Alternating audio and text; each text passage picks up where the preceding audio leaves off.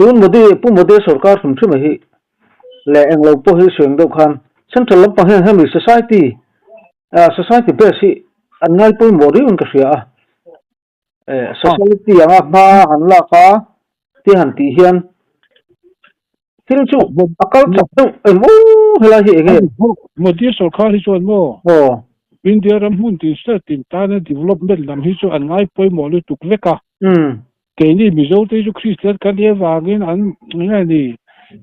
an hindu dwa la hi chu kan du hau lawa du la mai la development na chon an thok cha lo adikchia development bi ka ko chu da na kha thiam chu kan thiam chu ngai ni ve ma ya development na ron ti awanga hindu impact kan tu phai ro chon dik lawa di le ka adikchia kan san ai ve ka dia mo tu na ai te po kam minon siam succession chal sum vekin dan chan tu rani ve ma ya India ram mi kan di kan ti chung choi India ram ma hian state sab tak ama kan state a hian pakhat chok airport kan na ya kan airport pakhat chok central sarkar chon min siam sak nge tu rani ngai ti pakhat kan nei min siam sak lo tu ti pe pang pak tang sela ti pu hian ti ta i la mo an ti nge tu rani ve tla pakata ngani airport pakata chau om te chu I chau hi kan nei ni sia central su mangai lom ti pang ngam tura ka ngai deu adik chuan tu sarkar chawa mani lo assession an lia kan era kan clear kan ngai tharam a food beer chung chang te pon on sui chawa dil lai la I clear chaudan kan hi achol kang to khop mai tun mi ni shi chal tu ina an rot na poi na khan sei na poi na khan ba ni poi na khan an dik thol maya chu ti vek line zu a luar pha do na lom chu ti khaten ti la ka dik le thol box ya an dik ve tinge tu nai bu do chong pakhata ti ka pakhata thiam kan ti ang deu hian ni ta ni kuna lo kala ngai tinge kal don a kha chu tu na po nga pu chu ti na ni don te comment har chu ka ti khop mai ni kan siat pha thei dan a om te lu la chu ti line kan chat pha dan po chu lo om mai thei boka chu ti policy an nei an tum dan he ni miau mai ya thil har sa ta ka ngai ke chuan mo ma se ke ma mi ba bi ke hi chuan ti don ta ni na ka food processing lam tui kan ni boka food processing hi war ta wa ki na food processing po ruak atang jok hian eng tinge kan ti ang hei thei tui sor jong poi food processing ve ka dia ke ma jong alcohol om lo thei lo oma reng te kan thilum tam ta ka poi alcohol om nuwa lang ka ring alcohol poi khat po ting lo te phei chu ani lo thei lo de ve ka nga khati jong han kal ta sela ti da no ma gem auto chu ka ti mai te po ni se lai chung chang a hi chu I la top lo tu ra ni tat ma ya bokina mizo I pui cho ni in la hey zu cha ka din nga kan thi lo de wang kan thi ke ma kan ti la ya ro hi chu ani big chon ka selem lo pa ni pa khatin an thi kai de do ni mai zu chain po zu chain dan thi ma la zu chain dan thi kai do ni mai zu in bi te chu su he te chon an thi nge an thi thoi yo ya zu wa mi ti kha adik bok thau sia har de tu adik helai chu harani til har takani acham chu ram kan to del lova ke manin thar chu kan nei lova inin kong la tur kam ta than khirila chu belwa si lova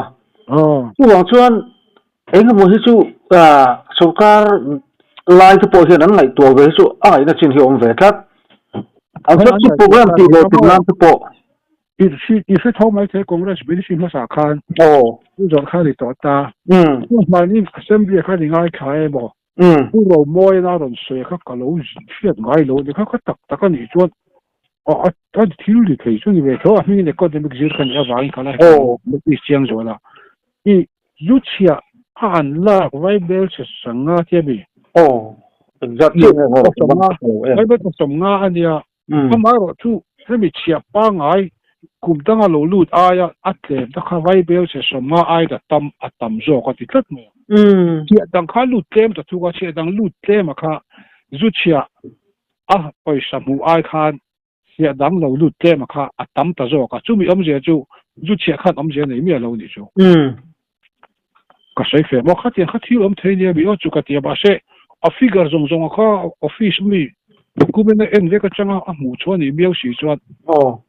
สุดที่จังคันตัวมีนี่ชีพอเฮียดินเบียร์เลยสุดที่เขาดีเวลาจังคันอาเชียเขาโลละตาพอดีเช่เขาบิชีอันว่าน่าไอ้ต่ำเขายังไงเดียงไอ้ต่ำมาค่ะปล่อยสไฟนี่เท็กซ์ละมาค่ะฮัลโหลลูโลพาเวชวนนี่ที่อมเทนี่โถอมบางไงไบเบิลถูจังเพจวนนี่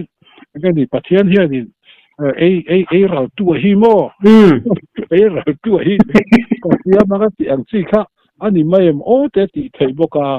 ช่วงนั้นเนี่ยชุดต่อพันเสียมสักนั้นหาก็ติดครบหน่อยอันนี้ชัวแต่ช่วงนั้นนั่นนี่แหละ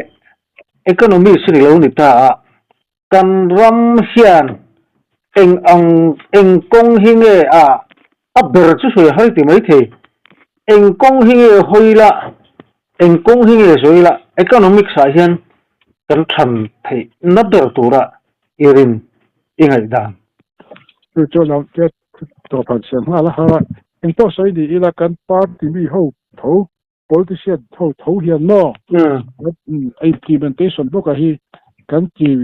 เชิงต้นเดี๋ยวชีดารูลังรถยิงกันเสียงละNLP ลันยิงตักขจูอยู่แล้วมันตักกันดีว่ากันว่าอันนู้นเสียละ NLP ชามีกันตีเตMNF ไล SDP กันทันทีจะบอกค่ะอัตุจนเชลุตุกกันเสียปุยเวกก็เสียงเวกสุกติเราว่ามาสุกเสียปุยเวกก็ไอเดียบุตรนั่นก็ไอเดียตุก็เป็นปุยเวจนดิเชียงaliก็สิ่งที่จะเป็นจุดชัดต่อไปก็ง่ายขัดอยู่ง่ายตัวมาเสีย implement ฟูตแล้วว่าลมหน่วยทุ่มกันเสียมังตีจงก็มาค่ะ SDP อาคารนี้เสียกินปักขัดมาอมแล้วว่าทุ่มกันเสียมังตีมาเสียหน่วยทุ่มเจ้านี่เราหน่วยงาปนหน่วยสมบัติหน่วยสมนิปนเล็งเวกทุ่งSDP อาคารที่งาปนเล็งหน่วยขัดปนเล็งเช่นด้วยทุ่มกันเสียมังตีจงกำลายอาคารมีปุยอาคารมินตาริยาว่าจุด implementation นะฟูเทเราจันปอนยามที่ที่ยังทจวนตูน่ะเองเราพอที่งั้นนี่PM policy พอชันตุกทวันยาบ้านนักไอ้อาทิตย์เท่านั้นอีกที่แต่ CDP กันที่แต่บ้านนักไอ้ที่ที่ลินอังเวกกันที่ลินเวกที่เวลาบุลตุ่มจุนอังเวกชุดปันดีเวกอันเช่นน่ะสันเราเลยว่าทิวรีจวนเราดูน่าเห็นกันบ่อยตั้งนะจูสมงากันตีไล่ขันแจ้งสมงาอินตีเห็นถ้าตีเชจันตัดลัดมาเหียบปอยนี่ก็ใช้เฟมเห็นอันนักไก่ปอฮีดูอันนี้อิมพลีเมนต์ฟูลองเทียละเรื่องอันนี้อาจจะแค่ข้างแค่หันเทียใส่ตัวตักฟักจุดตัวไหนเห็นก็เสียว่าก็เราเสียปอนี่ได้ใส่หุ่นว่าก็เราว่าอันนักไก่ฟูลองตัวเราจันเวนว่าละปกติจันให้ตัวน่ะสมาธิอาจจะเราคอมไม่ฟูลองโดนอ่างตัวปอสอทิ้งปอดูอันนี้นะฟูลองสิเดี๋ยวเรื่องกันเห็นเขาที่อันชอบยาวเวกทวันยาอดีตเชื่ออันบ่ายเราจะคุมทาร์อ่ะ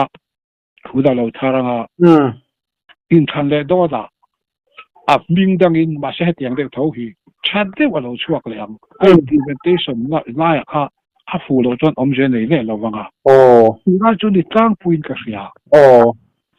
นี่所以我们也冇嗰條路白客都冇嘛麼？昨天啊，邊間嘢路本身對你好美啦。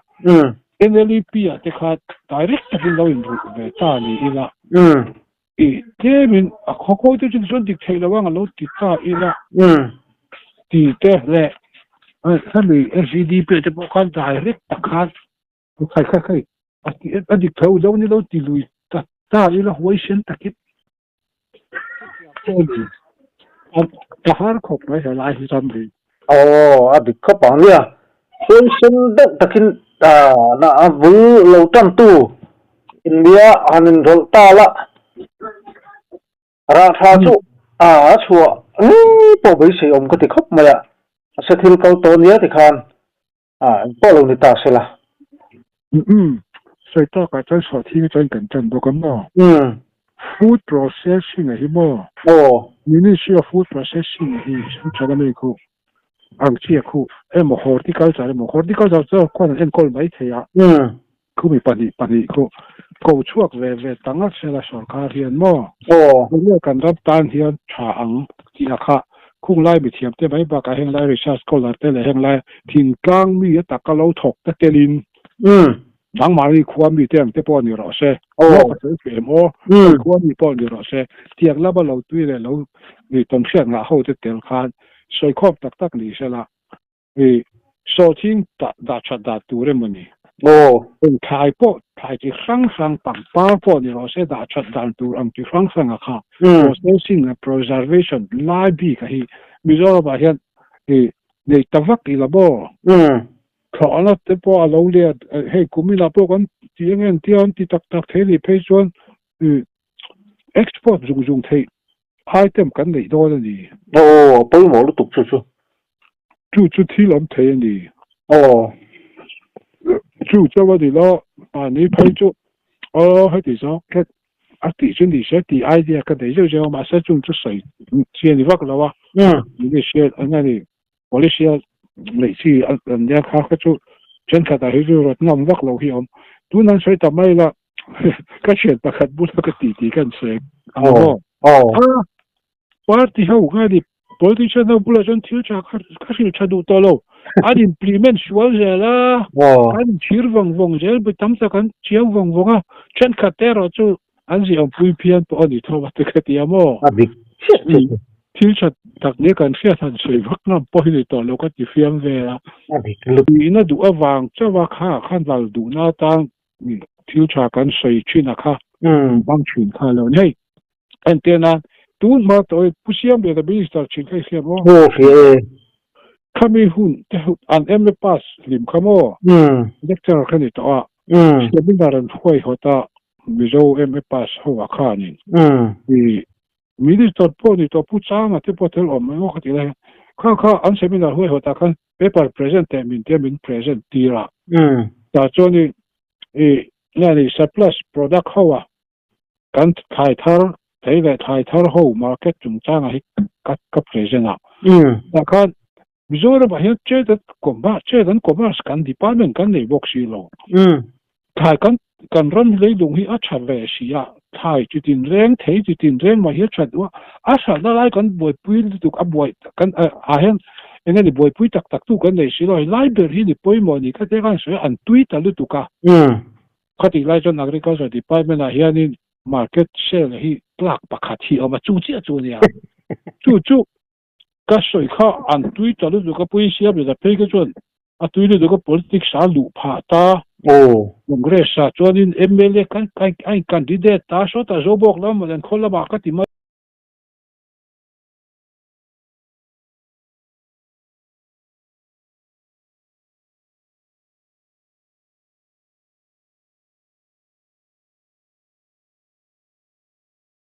在tinta ก็คัน minister นี่ตาเจตันก็มา department กับสภาคันผู้ทันโหลสภาคันอดินตาอามาคัน minister นี่ฮาตาอามาสิรจบคันมีเวคอบมั้งว่าละตัวละเจตันก็มา department ก็จะเตียงอินดินจวนเนี่ยที่ชาสอยที่จูministry politician เขาเตียงอันจอมครบไหมอ่ะ implement เจละครับไปหมดตาที่มีจริงละกันใช่นี่car parking จะพอจุโมกันรถตาอันที่บายให้ตุนเที่ยงยันสอการซุ่มลุนชัดตะกันนี่ใช่ไหมที่มามก็จะพอกันรถตาสุเสยส่วนนี้อันที่ตามาเสมามก็กันรถสิ่งนี้เชื่อละที่ยังไงนี่committee บ่เต็มอมเสกันที่ corporation นี่อันที่ตาว่าที่คันได้ตั้งว่ากันนี่จู่ตุนสอการพอเฮียนแห่งไอเดียชัดตะเข้าว่าฮีมีสังเห็นนะจังไอเดียลากันอีกครั้งอ่ะไม่ต้องฟูตอกระวังเตะระโจแล้วอันนี้ดิเรื่องตัวอวันสิมาไงน้อง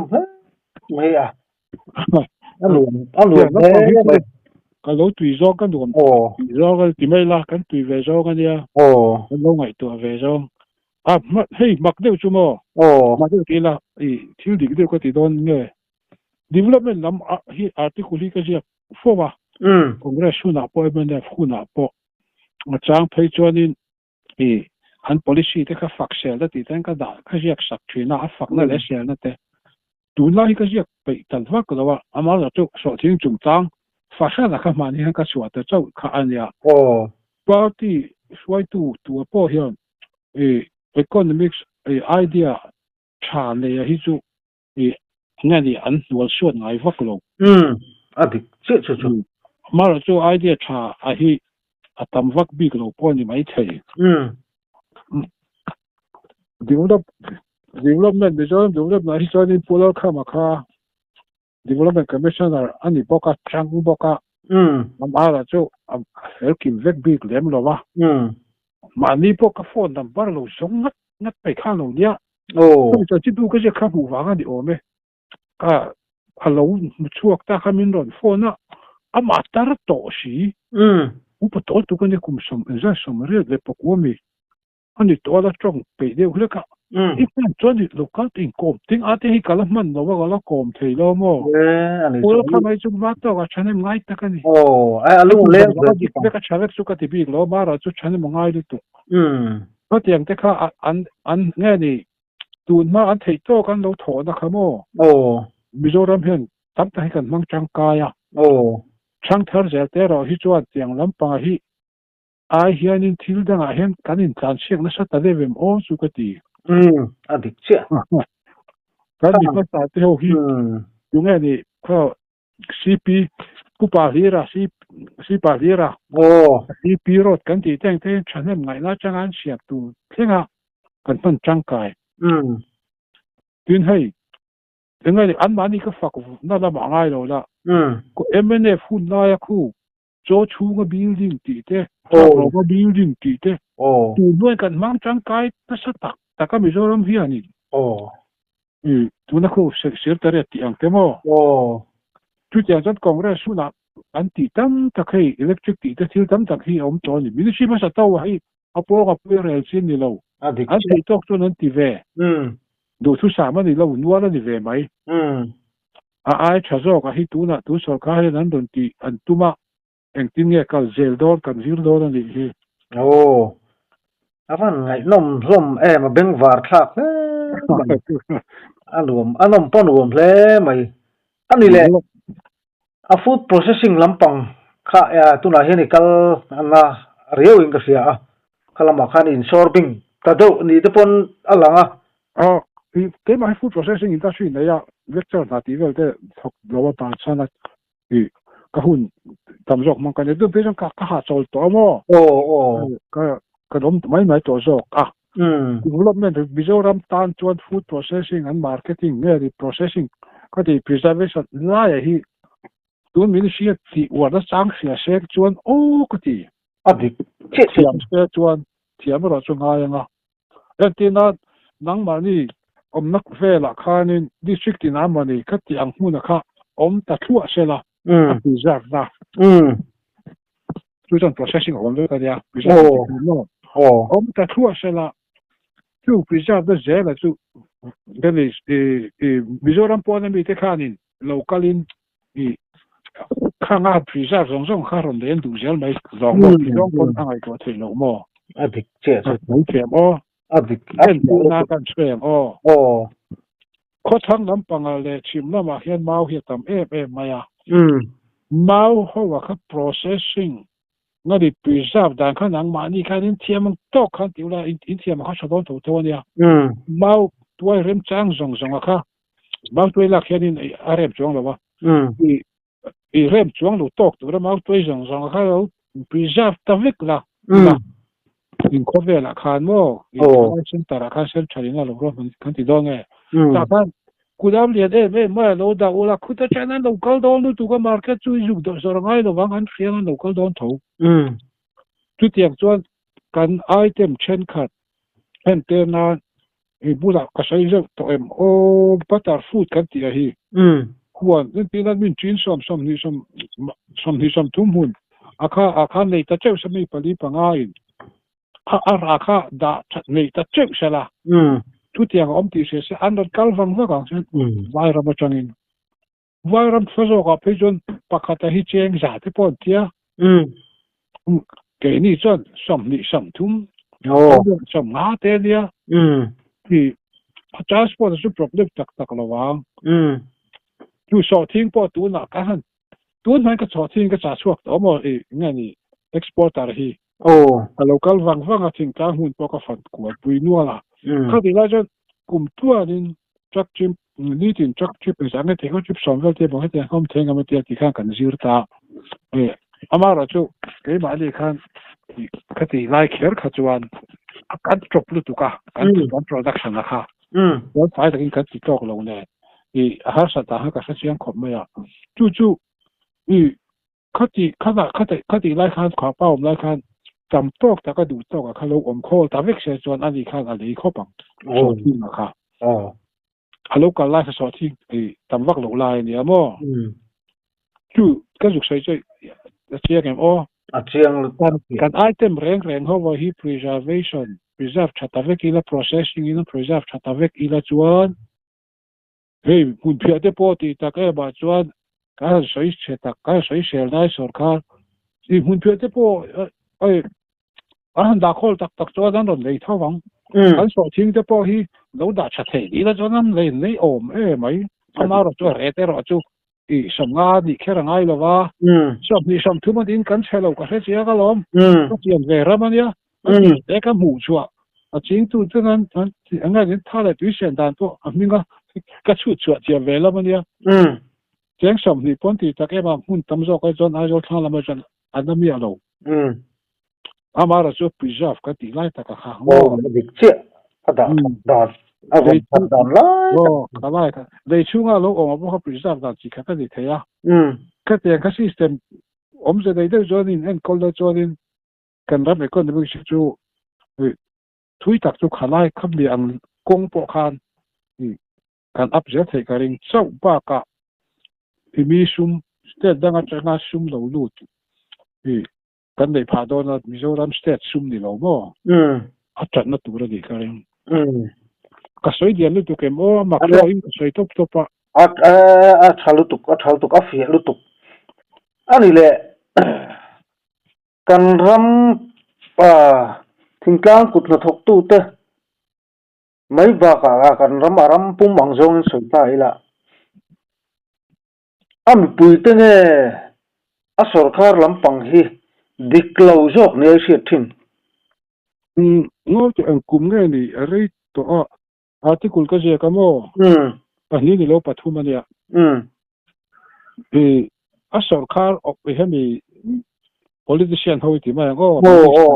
India chu ta official ho ban nia India kanin ang tang pui vek ka kan diklo vek kan vai hian diklo na lai point te ka sai de nual veka in chuan tu so ka sia chian lai li bo ka zia lai kha chuan ke ma ni bi pui changa in changa lom kan ti chuan a di khei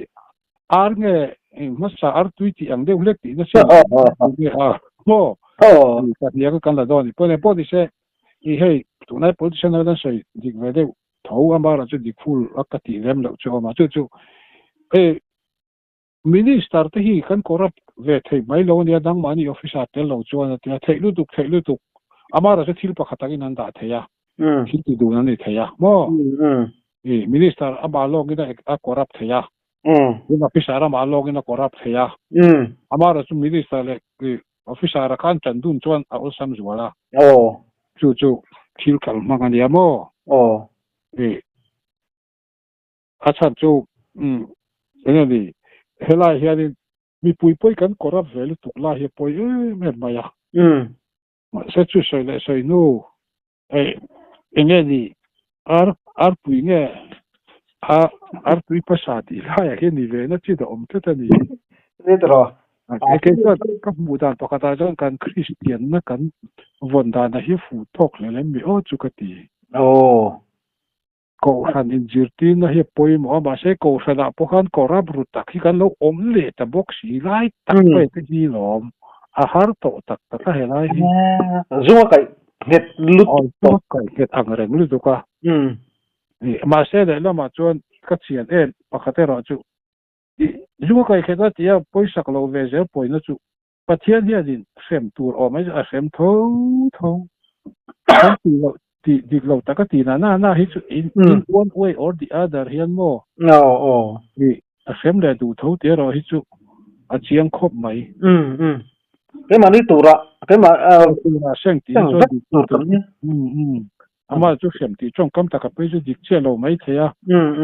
ตัวเส้นที่ตัวอมครบไหมเราเรียกได้ดิเลยเฟลแต่ที่จุประเทศเนี่ยนี่มิโซราบะเฮียนเก่งก่อเฮียดูว่าเก่งก่อเพราะว่าเก่งก่อเรื่องกันติเทียงมาเราจุยังไงนี่เกี่ยมานี่โจกเฮียนี่กันลูกกับเตะสั้นเด็ดชินนะมั้งลูกสั้นเด็ดชินมาเฮียป่วยนี่นั่นที่ครบไหมที่ประคับให้ถึงกลางคนทุกมีกันนี่ตาถึงกลางมีอะไรเตะกันนี่ที่เฮียนสุรการเตะกันที่นั้นดัน manifesto ถ้าตักเป็นลำดวงชั่วก็คนทุกตู้เตะสุดเตียงขึ้นเตียงกันเต้นคำโดนมันเป็นว่ากันเราลงเวมทีน่ะไม่ใช่ในสร้างตักเนียนแต่กันเราเที่ยวเวทีน่ะไอ้ไงเฮียนที่เราหันที่เวเจียมโดนมาอีละเบดอนนี่ตั้มตักยอมเวเลทีนั่นนี่เฮ้ยเฮียนที่กลางมีที่อันMLAที่เตะกันออฟฟิเชียลตั้มตักที่เฮียนมินมุสิตแต่ตัวนี้มันที่รุมที่โอ้เบดมันเนี่ยเฮียน主要กัน小蛋那这个错蛋的是嘛那个不么那做可个配做做可个是咩啦配做咧我老是咩睇啊你出老你是咩睇啊特色个配做把天土张老做呢落咩啦马浪啊แต่มากได้หมดซุ่มเลยไปนี่ทำให้บ่ร้อนหูเจ็บทำให้หมดลำไอประเทศนี่เงี้ยกันจุงให้น่าเร็วที่เสียภาษากะประเทศทุบิเจลกันที่ง่ายสิมง่ายที่คนครูสอนตานอาจารย์นี่ก็ตีเด็ดชินะบ่ฟังไปหมอจุเลยประเทศเป็นรู้ตั้งแต่ยังไงประเทศที่ร้อนมาสักเจลสามคนก็เตียงรับประกันสูงหายไว้นี่ก็ขาดความประเทศร้อนมาสักตูเจียพังโซก็สุดเลยก็สวยจู่ประเทศร้อนมาสักวิธีการมีจะปกครองเฮ้ยพวกนังร้อนดีใส่ใจละมาติดแต่เขาดูเจ้าพิธีคดีกันติดโดนเตี้ยโลโอ้ยตากโอ้ยตากมาเดือดขันอันถูกมาเดือดขันให้เฮียดีเข็นปีค่ะที่ตักจะคูณขันเดียวประเทศร้อนมาสักข้าฉมาเลยโอ้ก็เสียดิกลุตุไปบุญเนี่ยเซมีร้อนนี่ที่ตุ่มเตบุกละเฟลตะการเรลินเมลมาเดียร์เสีย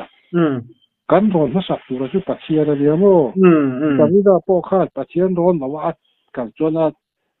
นี่จะขาดเชียร์งอตามอยสังเกตนี่ค่ะอาเจ็บชวตักค่ะนี่ดิปัจเจียร้อนมาสักแล้วกันเกาชีนะฮิกันเจ็บชวนะฟูน่ะนี่บางทีโอ้จุกติเดียวเป็นอันที่ขาดต้องมุ่งไหมกันปาร์ตี้เขาจะพอเห็นปัจเจียร้อนไอขันมาดิอันซีก็จ้องกำเทียมเดียวสวยตัวเทียมเดียวไม่ได้นะคะอันละตัดทีนะโมดูกันเขาสวดปุยฟูตานิ่งก็เสียดิครบมือสลายส่วนนี้สวยตัวเทียมเดียวสวยได้นะคะอันกันอันนี้เสียกันมั่งแต่ติดตัวที่ยังเก่งก่อนั่งกันมั่งตาก็ติดรอบโดนช่วยลิเดอร์นี่ก็เสียอารมณ์ตัวเด็กตั้งอารมณ์มาสักเซลเฮียปุยโมนั่นเลยเราช่วยนางเพชรให้อินชวนทุกส่วนเกี่ยแต่ดูเกี่ยกับเซเว่นดิสนั่นเลยนี่น่าจะเชื่อแบบนี้เราตีปุยก็ใส่ตั้งจังพวกเขาไอเดียช่วยเลยจะรู้ว่าสุขอะไรมาแบบประเทศเขาของส่วนงานเราดมเซลรู้อันนี้เชื่อเลยฮัลโหลมงคุกไหมอันนุ่มปนหัวไหม